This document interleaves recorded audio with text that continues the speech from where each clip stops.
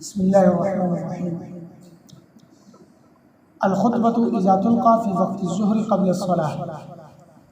دینه مخکې درې شرایط د جمعې د لمونځ صحیح کېدو لپاره ذکر شوي. یو شرط دا و چې د جمعې لمونځ په مصر کې لکه په ښار کې کوي یا د ښار په ګردو نواحو کې چارچاپه نږدې ښار کې. دویم دا چې کوم ځای کې بادشاه یا د بادشاه نایب وي نو هلته به کوي. دریم دا چې د جمعې لمونځ د ماسپښین تموز چې کوم وخت دی اول او اخر د دې په درمیان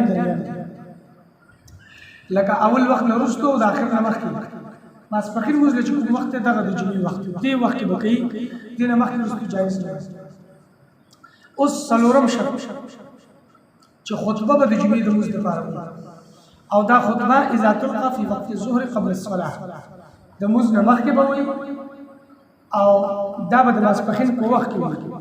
دا څنګه ده چې لا د لمونځ وخت نه داخل شوی د خطبه وي د لمونځ وخت داخل شوی اوس کې داسې نه شي بلکې د لمونځ وخت چې داخل شو هغه نه وروسته به د خطبه وي او خطبه نه وروسته بیا د جمعې لمونځ او د خطبې په وخت کې کم از کم یو کس حاضرېدل ضروري دي چې یو کس موجود وي او خطبه ویل شي. داسې به ونه کړي چې تش جومات ته خطیب ورغی خطبه وي او وروسته خلک راځي جمعې ته حاضرېږي. داسې نه پنځم الاذن العام.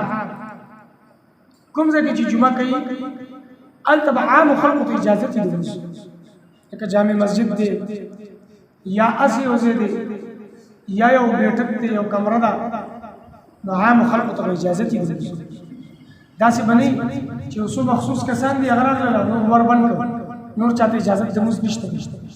عامو خلکو ته به اجازه ورکړي چې څوک هم راځي د لمونځ له که د کوم کلي نه کوم ځای نه هم راځي مسافر دی او که مقیم دی خو هغه ته به اجازه هغه به راځي هغه به پکې شامل شي.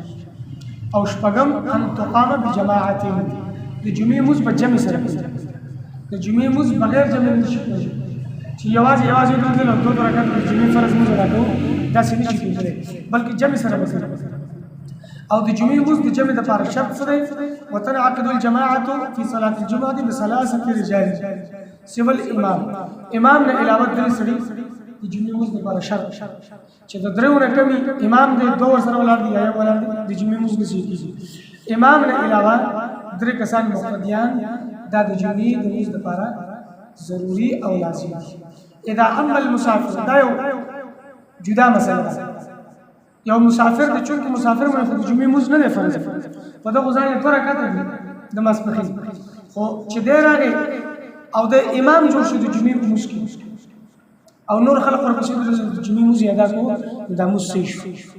دغرنګه یو سړی مریض دی بیماره دی جومات ته نشي تللی عذر دی نو ده نه خو د جمعې لمونځ ساقط دی په دغو د ماسپښین لمونځ فرض دی خو که دی راغی د جمعې لمونځ له او جمعې لمونځ له راتلو سره د امام جوړ شو لکه دی مخکې ودرېدو او وروسته ورپسې مقتدیان ودرېدل د امامتي خلک وکړله نو دا هم صحیح دا هم درست. که مسافر د جمعې لمونځ پړاو کړو بیا هم صحیح ده. که مریض د جمعې لمونځ پړاو کړو بیا هم صحیح ده. لمونځ به ادا شي.